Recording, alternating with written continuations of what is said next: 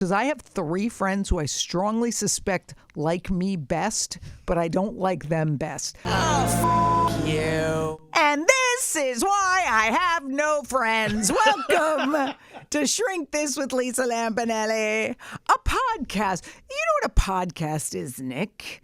It's like an asshole. Everyone has one. They all stink. They sure do. There's like 5 good podcasts. Honestly. Ours. That's it. That's it. Now, I wouldn't even include ours. I hope ours all get lost. We're the 6th best I hope podcast. Celia didn't press record and she's fired and I have to employ her because I feel sorry for her. Yeah, she's a real bitch. A real clam and a half. Oh, I love her. If you have a question for me, Lisa Lampanelli, who can help solve all your problems, theoretically, please send your queries to shrinkthisShow@gmail.com. That's shrinkthisShow@gmail.com. My creative assistant / unpaid co-host / will never be famous, so don't follow him. Comedian is Nick Scopoletti. Nick, who are you and where can people find you? I am about 5'11". I'm 250 pounds. Oh, at the least. I'm a girthy bitch. She is. She's thick. I just bought new jeans. I had to go up a waist size to 36. Oh my God, you're so fat. Anyway, you can follow me on Instagram at Nick Scopes. I post some clips of new stuff sometimes. Did you nude stuff? If you want. Listen, you sent me and my good friends Bobby and Brian, 2 who are gay both men. gay black men, Yep, as am I. a video that was shirtless. I must admit I almost vomited. Pretty funny. Not because you're that gross, but because you're that gross. Yeah. Because what were you singing? I can't remember. What was this about? I was eating Oreos because it was my birthday. Oh, okay. And I was eating Oreos, about to go somewhere, and I was listening to Chapel Roan's Hot to Go. Oh, and yes. I was filming myself, and I said, who would enjoy this? And I was like, Lisa would probably hate it, but also laugh. And then her 2 gay black friends would really love it. True. They did love it. They've responded quite enthusiastically. I sent it to a few lucky people in my life. There was comments on the color of the nipples. That's all I'm going to say. Dark Italian nipple. I'm going to send it to Celia after this. Little Hershey kisses in the moment. Oh, my God. Celia. Nope. We don't own the song. Celia is, of course, our long-suffering producer whose hatred for us is growing every day. I know. She kind of has a love-hate with us. I think she loves to hate us. What do you think, Celia? Would you say that's about true, about accurate? No. Oh, turn off your mic. How dare you? See, and like I said, that's the behavior of why I can't have friends. Right. Because all I do is yell. Yeah, fuck you, Celia. So our subject today is friendship, the search for the one. Because everyone thinks when you talk about trying to find the one, they're talking about a romantic partner. Not me, since I don't have any needs down there except the once-a-month bean flick. And because I cannot imagine myself ever living with anyone, I have found that in the past 10 years or so, I have been on the hunt, and it wasn't even conscious. Just everyone I met or hit it off with, I'd be like, oh, maybe they're the one. Maybe they're the friend who will fulfill every single need I have. Quick to discover that guess what? Not one person is in existence who could be all the things I need / want them to be. Every post on Instagram, every freaking National Best Friends Day, every TV show, every movie has the girl and her bestie. And I'm like, wait a minute. What's wrong with me that I can't attract one person who is good for every single thing? And I'm like, oh, I know why. Because I'm complicated. And that's okay. I need to have several friends. And they each fulfill different needs, and sometimes that overlaps. But to require that of one person, I don't think is logical. I don't think it makes any sense. Just how I think when you're in a relationship with a man or a woman, it's like they can't fulfill it all either. I think sometimes it's easier to admit that I can't get everything from a partner, like that's a known quantity. But to say I can't get it from my bestest friend, it feels like we've somehow failed. Does that make sense to you? For sure. My follow-up question would be, now that you have me as a friend, do you feel like I've checked all the boxes? So why do you need to find this one? No. Nick, I'm right here. I'll tell you what you fulfill. And you fulfill more than you used to. Yes. You used to be a Awesome. a little tough to hang out with because you couldn't help but go to humor all the time. It's called talent. No, is it? You always deflected with humor. And I was like, oh, I guess he's just going to be a fun, surfacey friend. But as you worked on yourself, as you went to more intensive therapy, there are serious conversations that have occurred and will continue to. So I'm like, wow, Nick's actually a fun friend, but also like I honestly feel in some sort of mild crisis, as in, oh gosh, I feel like sad about ... that you would get it. I don't know if you'd have the answers because you're young and new-ish to therapy, but I'm like, oh, at least as a listening board, he's there and he would be an empathetic ear.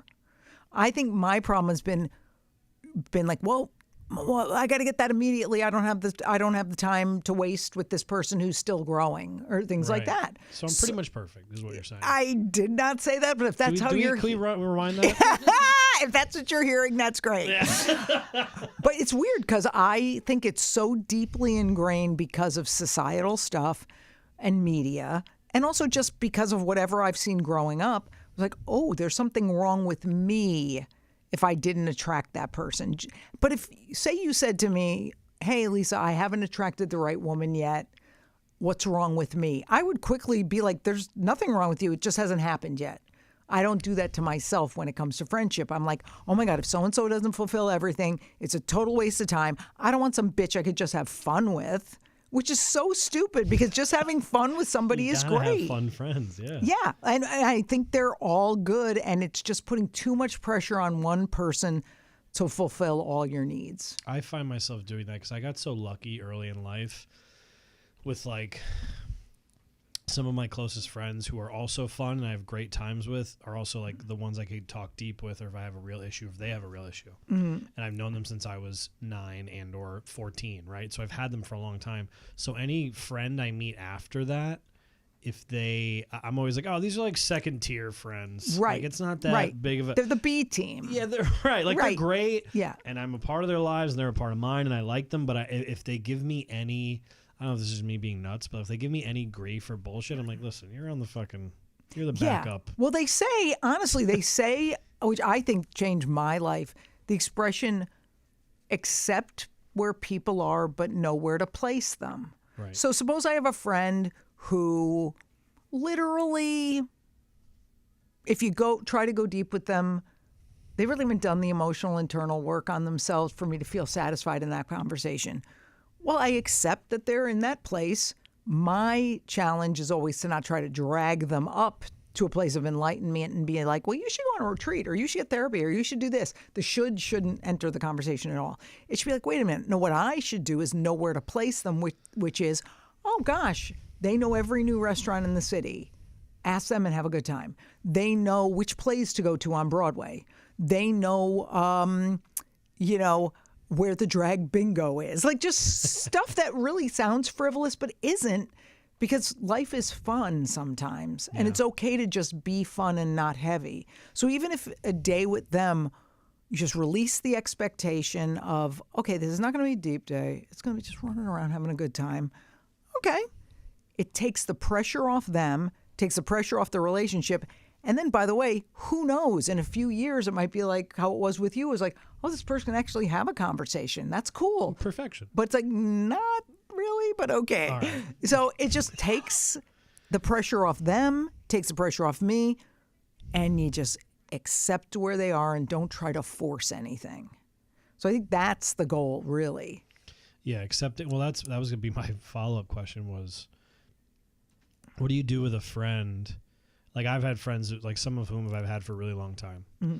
And one of them, like, I don't know how to explain it, but like we've always had a really good friendship. We've been friends forever. Mm-hmm. But there's times I wish I like got more out of him, or I wish I was a little more involved with things that were happening in his life. But like it's whatever. But then like when we talk, I'm like, oh, it's fine. But like it's all good. But like I guess my question is like, how do you deal with someone who maybe is the one or was the one, and then your relationship changes. It's not bad or good, but it starts to change a little. Yeah, like when you say you want more out of it, does that mean like you want to spend more time, or like is it mostly like I want to be included in something more? I guess, but like overall I'm included enough. There's just moments where like I feel like I should be more involved, but then I'm like, well, our friendship's fine, so why? Is this an instance of you making trouble in your own life like we've talked about?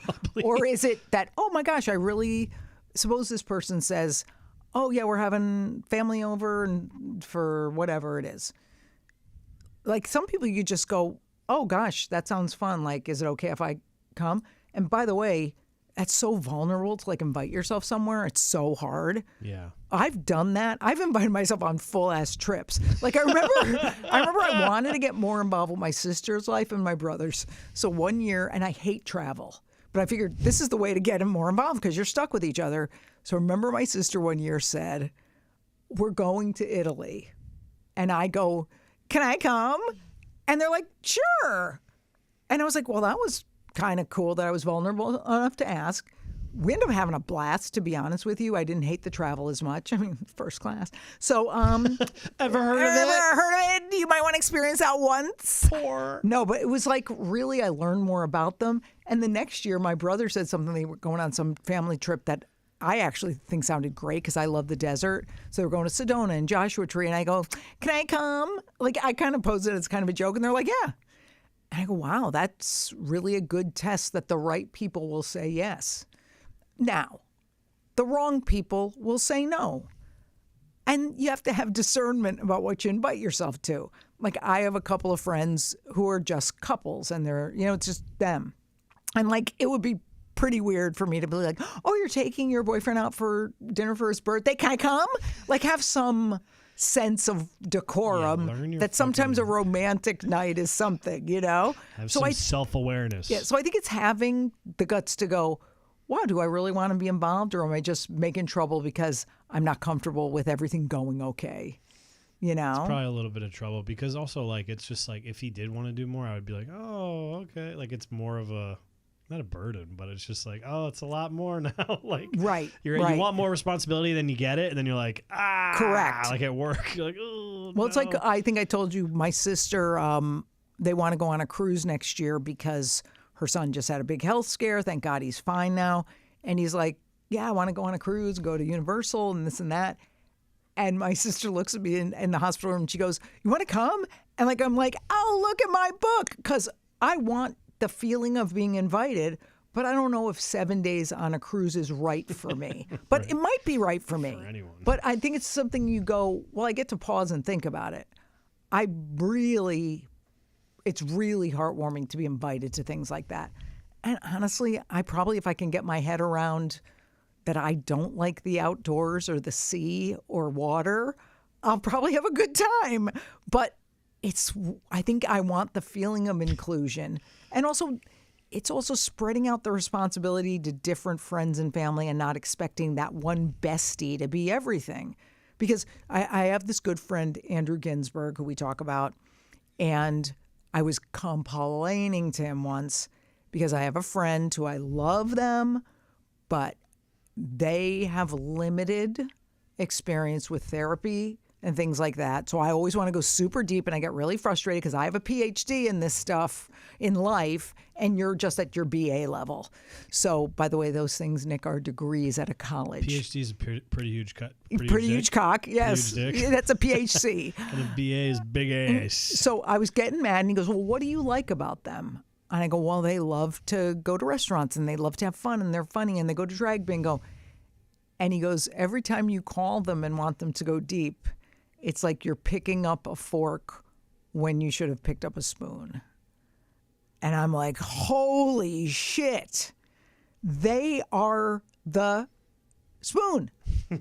And the spoon is good. The spoon has lots to offer. Why am I going to fork them? I should be spooning them. But honestly, I told my shrink that and she was blown away. She was like, oh my God, if we just went to the people for what they're appropriate for, we'd have no trouble because we wouldn't be trying to change them.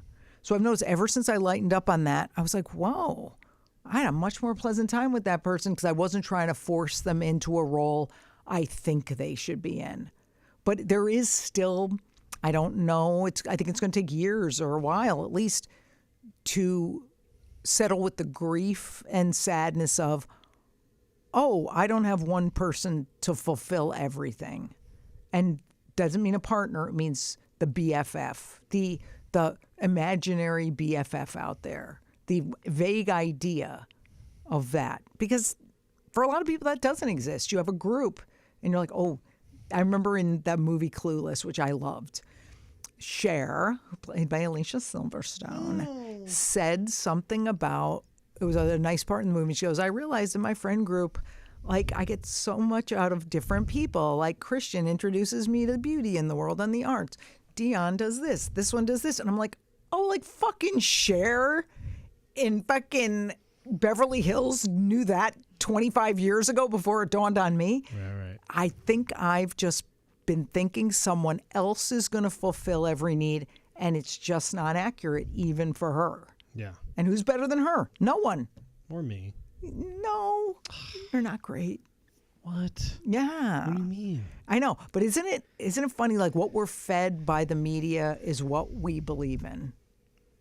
It's true, which is why you should not listen to this podcast. I know. No, we're the ones who tell the truth. Oh, right. Yeah, we're us. the only ones. And I think there's just no perfect person.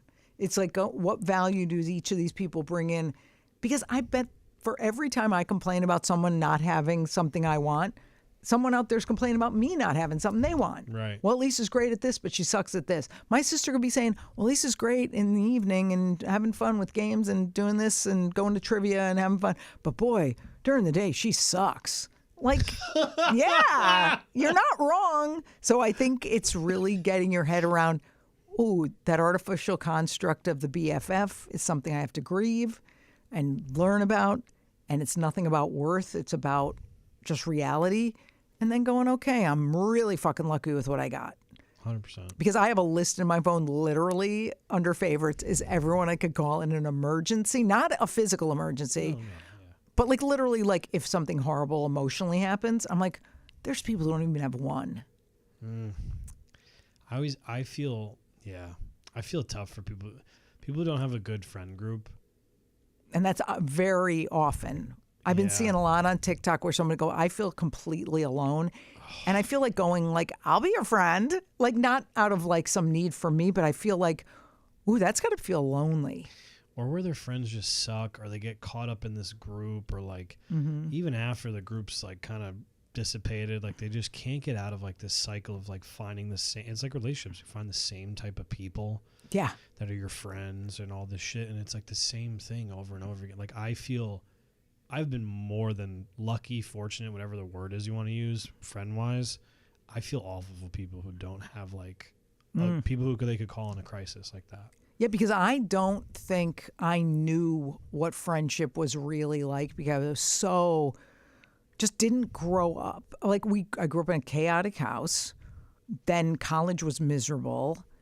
And I was so into, like, food and body stuff. And then thinking I'd find the answers in the one being a man versus like a relationship that I didn't learn how friendship works until I'm not shitting you like 13, 14 years ago. Like I didn't know it's reciprocal. I thought it was transactional. Like you know, especially when you have something and you want to give someone an opportunity, like it becomes about what did you do for me? Look what I did for you. So when I got out of the show business stuff, and went on to this lowly podcast. No, when I got out of the big job, I was like, oh, friendship's like you do ask someone, and how are you? Right. Like, honestly, it's hard for me to remember to say, how are you? Because I'm the most important person in my world. Shouldn't they just be asking me? And the world. That's true. We all know that. They accept it. But it is funny because I'm like, wow. It really is about them too. And so learning those skills so late, I think I'm like good at it now, but I fully understand that I wasn't a good friend in the way people wanted me to be. Yeah. Again, I thought caretaking was friends. I thought it was trying to like save people almost. Yeah. And also like I had a friend who was disabled and was poor And I thought... Don't talk about me like yeah, that. I thought it was helpful to give her things. And it is not. It is okay to give people things if they ask. She did not.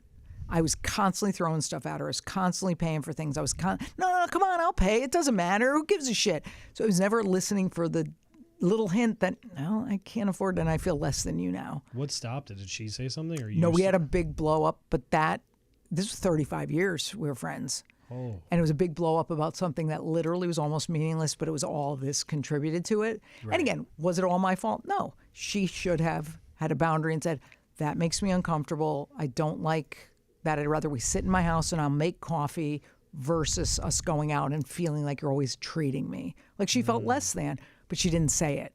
Yeah. So I'll take totally 50% of that blame. Did know? Did you push her out of her wheelchair at all? Oh, I said disabled. It didn't mean she was in a wheelchair, you racist. You throw her to the ground and go, shut up, you Shut whore! up, you fucking fat cunt. Oh my God. So, look, like it says on my shirt, platonic love too. Because I honestly feel like platonic love is Gay. just as important, if not more, than your primary love relationship. Because chances are your fucking husband's going to die and you're going to be left with me.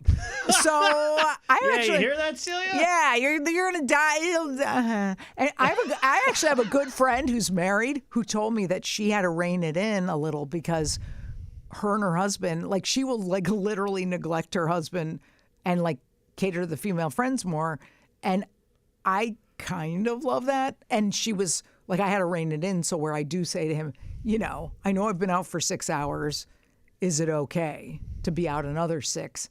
Versus the one who's like, doesn't even think of that. But I like somebody who keeps their friendships as elevated as the primary thing. Yeah, in the beginning, you can't. It's all that honeymoon phase. But man, somebody who actually values those friendships as much as romantic love, I think that's a keeper. Yeah. She even has the dream where she's like, we're going to move to like a compound, like a little cul-de-sac. She goes, I want like everybody to live around me in a house. I'm like, I'm in. Because I do not want to be out of community. I think that sounds so fun. No, a community's fun. Living. No, not in a house with somebody. No, not in, but like even in the same like area. I would love that. No, I would really, I'm gay like for friendship. Walkable? 100%. But these are people too who have strong boundaries. Like she has really strong boundaries. So she's like, wouldn't be stopping over. Like there's no pop over. I really hate the pop in. It's like, no. You got to call first. Yeah, I have friends who I've had since I was a child. I would never just show up. You actually, you shouldn't. You never know who's naked. It's gross. It's just uncomfortable. I've seen naked people. I don't like it. Yeah. Nick, do we have questions about friendship? We do. Oh my God. Our first one is from Maria from Savannah, Georgia. Oh boy, this is trouble. From Say the it in south, like this big dummy over here. Dear Lisa, my breast, my breast, dude, I'm losing it. You're a loopy. My best friend for the past 20 years was my college roommate. But the last few times I hung out with her, I realized we didn't have much in common anymore. Oh, my do declare. I have many friends now that I would call before her if I needed something. Do I need to replace her and name a successor? Oh, God. Just like at the debutante ball of 1992. No. A successor? A successor, you say. Oh, my goodness. Or can I just not have a best friend? I mean, I don't think one needs to name a successor. I also think it's super gross, and I still stand by this, to hold on to friends who that you don't really like that much. I'm not saying she doesn't like her, but I've had friends who go, I just don't like Joanne anymore, but I don't have anybody else, so I'm going to hang on to her until I find a replacement. And like the whole thing is like, if your hands are closed, I have fists. If hands are closed, it's not open to receive the new. So you holding on to her isn't going to bring in new people. So sometimes you just got to let go. Like when my friend and I had the blow up and 35 years later, we're not friends anymore. Okay. I had to fully grieve it, let it go, and hope the hands were open and people would find their way in. And as you know, it took 10 years, but other people are there now. It's like this long road to finding that fulfillment with people. So with her, you almost just have to know to place her in that category of, oh, nostalgic, cute. We have our memories. And the acceptance that she's just not the bestie anymore. And it's a little sad, but that's okay. Yeah, it's okay, man. People change. It's fine. Like, it's totally acceptable. I get kind of who I was talking about before. It was similar, where I was like, oh, I felt like in the past it was. Yeah, it's nostalgia. It's like, yeah, it's nostalgia. It's a loss in a way. You're like, but like, they're not hurting you. And it's like a fine. If you have lunch once a year, you talk on the phone once a year for an hour, 2 hours. Yeah, and maybe if the that's where it's at. Yeah, and if the person's horrible, or they like, remember if they White Lotus you, if they become like those 3 broads who were on White Lotus last year, where they're just friends from 10th grade, but still the dynamic is going on of gossiping and like teaming 2 against the other one in different group circumstances. It's like, well, maybe that has to be let go of. But I think it's just the only thing that really has to be let go of the expectations of her to be everything. Because she's not anymore. She's just like this cute, fun friend, and it's kind of sad. Yeah. I think, honestly, every episode we have is almost like, just feel the feelings. That's the hard part. And then you can accept where they are. This is our last episode, so we're just going to tell you. Yeah. Feel the feelings and shut the just fuck up. Just replay this like over and over. Yeah. Stop writing us, all right? Yes. I feel like, too, like when you have this story being told to you that your whole bridal party should be friends from college and your high school bestie, and this, it's just setting you up to feel like a loser if you don't have it. Yeah. It's like anything society sets us up to have, whether it's a certain type of body, certain type of car, possession. We're not losers if we don't have it. We're just different than them, and that's all right. And we're better than most people. I mean, I think I am. Me, 100%. Never. What do you think about Celia? She's terrible. Okay, go ahead. All right. Next question. We love her. Go ahead. Next question. Excuse me. Michelle from Washington, D.C. Dear Lisa, I have a few friends who say their husband is their... Oh, no. Not the husband is best friend. I don't even want to read it. I'm going to throw up. Dear Lisa, I have a few friends who say their husband is their best friend. Which I find insane. Thank you. And it is, because I don't even want to look at mine most nights. Maybe there's a bigger problem. There's got to be a middle line. You think? I feel like I must be doing something wrong. Or are they just freaks? Thanks. You know what's weird? I wish funny. I could be more judgy of those people, but I could name 4 couples right now that I know they feel that way, and I think they're right. Feel like they're best friends, or they feel I like... do feel like they like each other the best. But the reason I sign off on these 4 couples doing that, because I can think off the bat 4, because they all have other friendships that are super close. So it's not my husband's my only friend, because a lot of people say that, and that to me is mentally ill. Like there's something going on there. There's some weird like... what's that thing, Stockholm Syndrome, where your husband or wife has convinced you she's the only person in the world for you, and then you don't have friendships. But if people like my friend who said she's trying to do a little commune of friends who live together, if you're inclusive like that and say, well, but my husband and I are super close because we've been together 30 years, you're like, oh, okay. So I can accept it, and I'm not as grossed out about it as I used to be, but it's only with people who have other hobbies, pursuits, friendships, etc. But the exclusive, it's just me and him, that's it, against the world. It's like, go fry ice then. Go. I don't want you as a friend anyway, you dumb cunt. Yeah, I hate this shit. Yeah, you do hate it. I think I know why. Because your friendships are mostly men, and for a guy to say that, I think more women say that than men. I could almost understand it more as a woman saying it. Yeah. Yeah. A guy saying it, it's gay. Yeah. You don't have any fucking friends you could, or like when a guy gets married, anybody better friends. Yeah, when a guy gets married and like half of his grooms, like the groomsmen party, the bride, the whatever party is like the bride's brothers. But you have to do it though. I would veto that hard. Oh shit! I have too many. I go, listen, that's great. You're gonna be in a fight. I don't like this. I come from a small family. Like, that's all great. But, like, hey, I got a lot of fucking friends. I don't need your brother. I'm not. They're not coming to the bachelor party either. Oh, my God. That's so funny because when I got off. married, Jimmy, I mean, I'm divorced, but he's a good guy. was like, well, your brother's going to come, right? He's going to come to my bachelor party, right? And I'm like, oh, yeah, I guess. You don't have to. So it's a nice inclusive, but also my brother's not annoying. There's not more than one of him. Like it wasn't a big... He's a sweet guy. Yeah, so nobody was like, ew. But yeah, I don't think it's like you have to do that.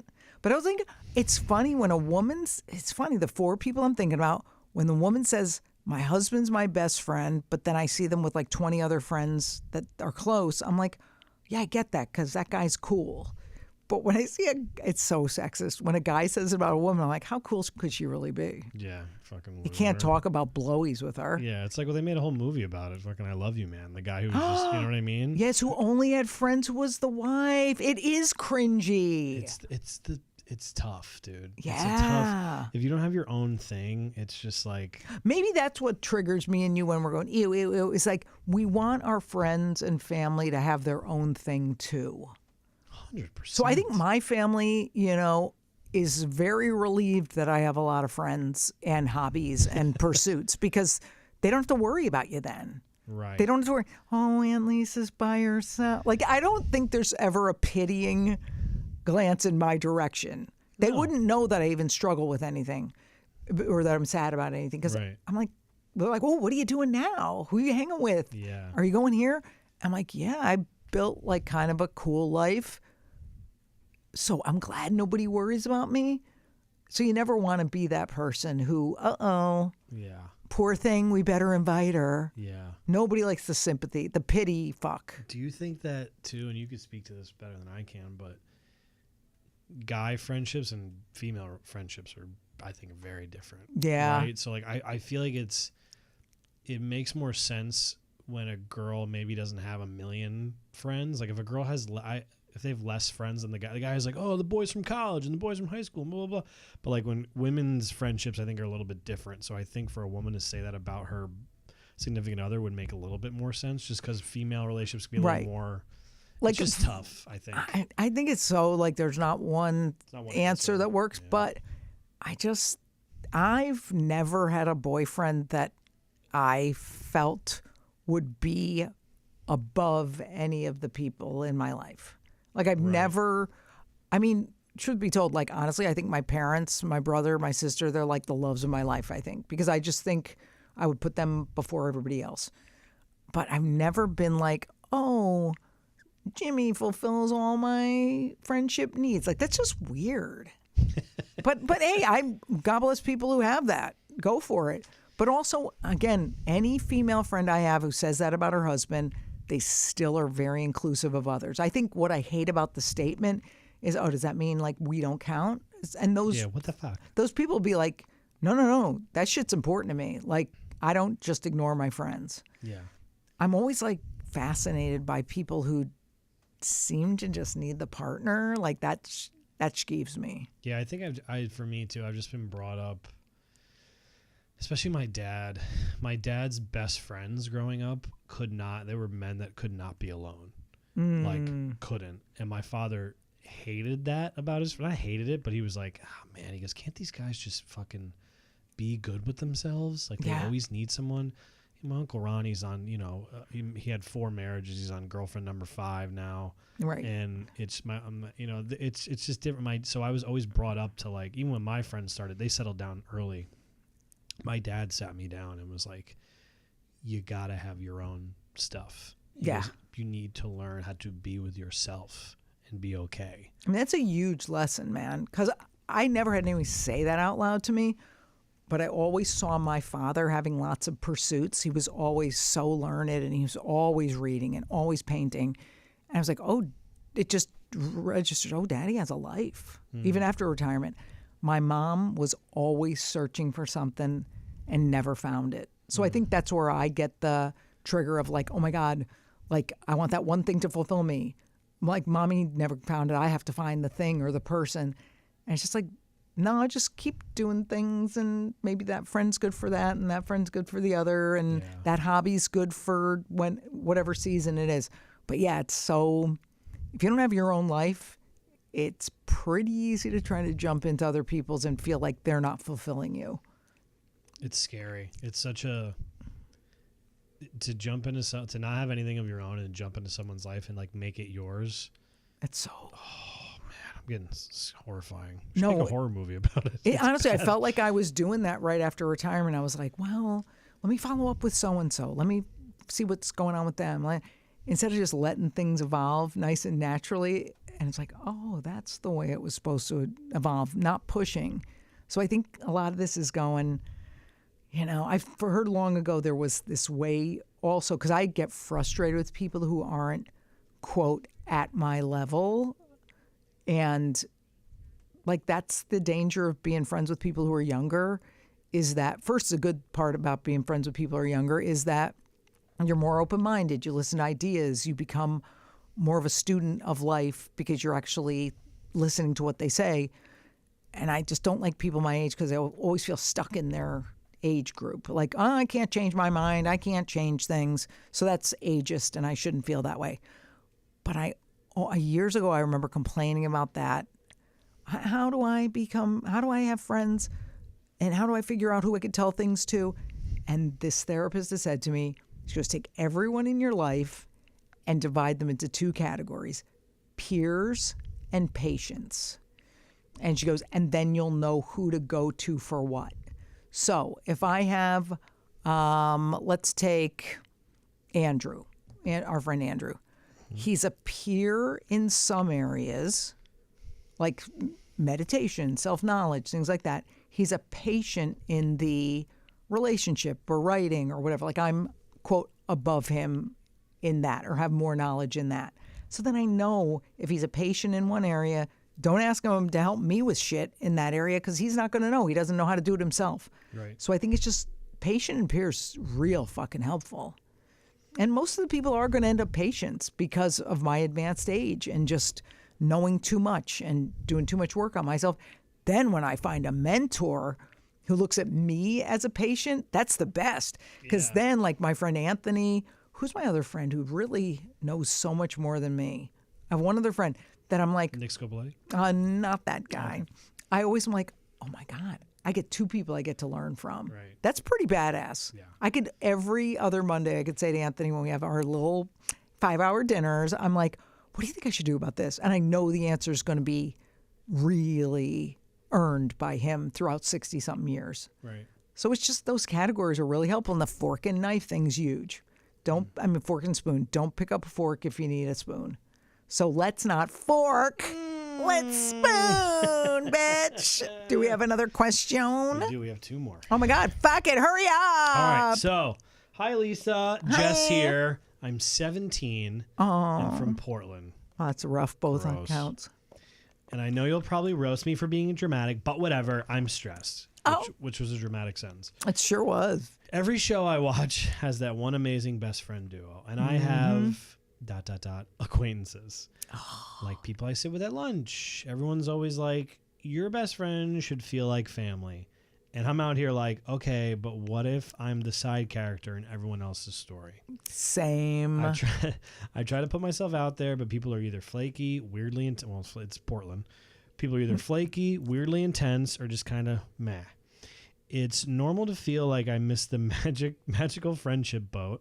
Or do I just have to wait until college and hope someone shows up and wait until... Oh, my God. That's okay. I just had a seizure. Who's a good boy?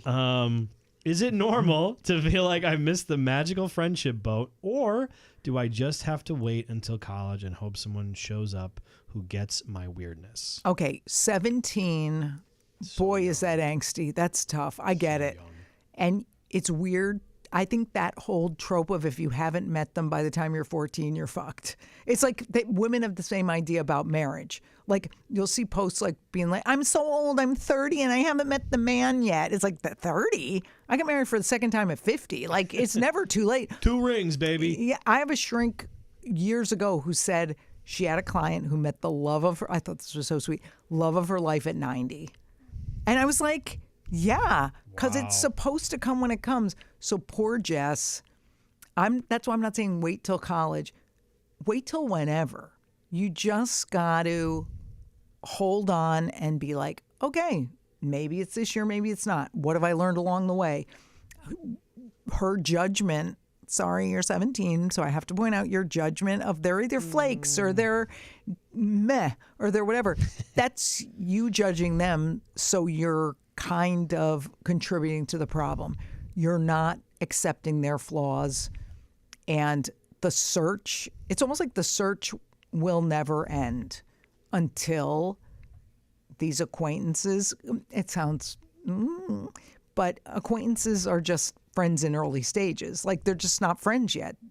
I'm shocked that my friend Bobby is such a good friend because we met and we're just acquaintances. We're just like, oh, somebody to hang out with. Probably won't go anywhere. He's fun. He's nice.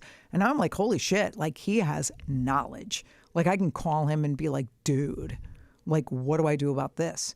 I'm like, wow, for a young guy, that's cool. He was just, everybody starts an acquaintance because if they start at that best friend level, that's just going to burn out anyway. The fast friend never works. Yeah, I start to, I mean, again, like all the friends I've had or I currently have, some of them are like, they're my closest people and I could call at any moment. Like when we were 17, it was a different friendship. Like it's a different thing. Like I know. Is this my best friend who I could hang out with and talk to forever? And it's like, you never know. You don't know yet. I know. You're 17 and you're both like, you know, for guys especially, you know, I played football in high school. I was a meathead. You get in like fist fights with your friends and then you're like, oh, I'm sorry. Like the relationship is dumb sometimes. Well, like, you know how young. we'll take like a marriage and look at it. Say people got married at 21 and then they get a divorce and like, quote, we grew in different directions. Totally valid. We'll accept that with a couple. Friends, same thing. I had a friend who was, when I met her, we were probably like 21. It served its purpose. And like her values in about 10 years in, I was like, these are not my values. Like I learned she was a super, but believe it or not, conservative. Her parents hated gay people. Makes sense. Her political, I mean, she was like definitely in one of the most, not her, but her family was in a very conservative, like what would be classified as a hate group. And I'm like, oh, we're not supposed to be friends because she still talks to her family. So I was like, we're just ending this. But it was like, I just got to step away. This girl does not have the values I have. And there's nothing wrong with that. It served its purpose when this wacky stuff wasn't going on. Now it doesn't. So I think everybody feels like that's the problem. They feel like they're a failure if they haven't made it work despite shit like that. So your friend has a nervous breakdown and I'm going to stick with her no matter what. And like her personality changes. Do I have to stick with it? No, I don't have to be mean about it. But you can be like, well, she's not for me anymore. And it takes a lot of strength to just be like, wow, that just doesn't work anymore. So this girl, 17, who knows who she meets this year? They may not be right, but they wouldn't have been right in the long run anyway. Yeah, it's too young to make a judgment call. I think it's just be open. Yeah, you're so young. But also they got to remember, in friendships, you're going to kiss a lot of frogs too. I have had about 10 failed friendships or friendship attempts in the last 10 years because I'm like, oh, they seem nice. And then you find out you don't like them that much and they don't like you that much. And then it's like, okay. And then you're a little bit grieving of it and you put it to rest and you go, no one was evil here. This wasn't some arch conservative like that crazy cunt when I was in my 20s. But it was just like, oh, you're not right for me. I'm not right for you. That's okay. But it's also then still fishing in a good way of like, oh, but they seem nice. I'll talk to them. It's not getting closed off. So all she has to do at any age, especially that young, is just stay open. Don't panic and cling to someone who isn't right for you and ignore the signs.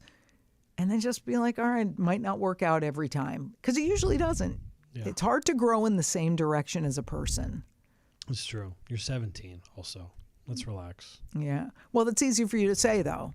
No, I get having because that's why that time, I'm not dismissive and you are. Well, and that's why we'll never be friends. I'm a PhD. In cunt. You ask the next question fast, and I'm going to answer it in 2 sentences. All right, go. Cool. Read fast. Emily in Vancouver. Dear Lisa, my best friend doesn't consider me her best friend. I got those. She picked someone else to be her maid of honor, even though she was mine at my wedding. Oh. Do you think this matters? Do we both have to have each other's number one? Oh, God. Have to be each other's number one, sorry. I think That is a hard one because of the wedding thing. Take the wedding thing out, and it's a little easier to manage because I have 3 friends who I strongly suspect like me best, but I don't like them best. But that doesn't mean there's anything wrong with any of them. So my friend Andrew is one of them. We have a joke. I always go, I know I'm your best friend. You're not mine, because I don't have a best friend. I think it's an artificial construct that doesn't really exist and is sort of possession based, and I don't think you can possess another person. So I think it's fine in theory to have different best friends, but boy, when a wedding thing comes up, everybody gets heightened. So everybody's on their worst behavior. Especially with women. I think with men it's different because I know for a fact that, like, again, my friend Anthony, he has 2 brothers. So, like, I knew that, like, I'm not going to be the best man. Right. It's all good. I wasn't going to be like, why aren't I the... Girl, that was hurtful. Me and my buddy Corey, we've been friends since we were 9 years old. I was his best man. We're close, but, like, I don't know if he would be mine. Yeah. It would probably be my friend Anthony. But at the same time, like, guys are just like, whatever, man. Like, guys are up there. so much cooler. It's so much different. And, like, first of all, it depends on so many factors. I always think about this. This is like the woman in me. I always think about, like, whoever I'm marrying, how many friends is she going to have? Well, that's what it is. Because I can fulfill as many as you need, but if we only have 4, great. You got to have 16. I mean, I could, but I don't want to. Well, the fact is, too, like, I'm lucky because I had one sister, so I'd always insert her in the wedding, right? Best, or what's it called? Maid of honor? Maid of honor. She was a maid of honor in the first, matron of honor in the second. Hell Great. yeah. Everything's fine. But yeah, it is weirder with friends. But who is this? What's this bitch's name? Cunty Emily. McCunface. Cunty McGee. Emily. Take the wedding out of it, but you have full permission to like them as much as you like them. Feel a little butthurt that you're not the first that they think of. I think that could even be brought up because, like I said, I do joke with Andrew about that. I think a man can take that joke a little better than a woman could, but it might be a nice little conversation being like, ooh, I thought you'd think of me first. I'm not mad, but can we talk about if anything's changed between us? Can we talk if, like, I could do something that I'm not doing? Am I letting you down somehow? That might be what happens. If you want to. Yeah, women, it's just different. We just talk about everything. Women can't let anything go. We have to be yapping it up all the time. Yeah, I know immediately who I would like. Like, it would be my buddy Corey and Anthony, and for my bachelor party, I'll be the last one to get married. I'm the last one. I would literally just go, take care of it, plan it, guys, and they would do it. You know what I mean? Yeah, but it's also when, but there's no hurt feelings, or most of the time with guys. I think with girls, they get really feeling less than. Yeah. Because it's just a struggle to be like, oh no, like I thought I had this and now I don't. Like, it feels like a great loss, sadly enough. Yeah, it's tough. So Emily, hang in there, Hunty. Hunty, it's okay, girl. Yeah. Just be friends with gay men. I think we just have to do that from now on. It is fun. No women anymore, just gay men. Gay men, they're basically, it's the same thing. And black ones. Then it's like you knock off 2 minorities in one. There you go. You chase 2 birds with 1 cock. That's what okay, but a big one because they're black. We have to say goodbye. But don't think for a second we're not BFFs. Actually, we're not. I'm not your friend. I'm not friends with Poors. I'm Lisa's best friend. I'm not friends with Nick. And I'm certainly not friends with Celia, our producer, who doesn't like us anymore. What? I don't know. I don't day trust for her lack of loyalty. She didn't make me her maid of honor, and I'm very upset about that. I don't have a husband. Listen, girl, that's for the next don't be all episode. pathetic. Next episode, Desperate Women and the People They Marry, starring Celia. I'm down. Nick, wrap it down. up. Tell people where they can find us. Thanks for listening. Be sure to email us your questions at shrinkthisShow@gmail.com. That is shrinkthisShow@gmail.com. Make sure to follow me on social media at Nick Scopes on Instagram and TikTok. You could follow Lisa at Lisa Lampanelli.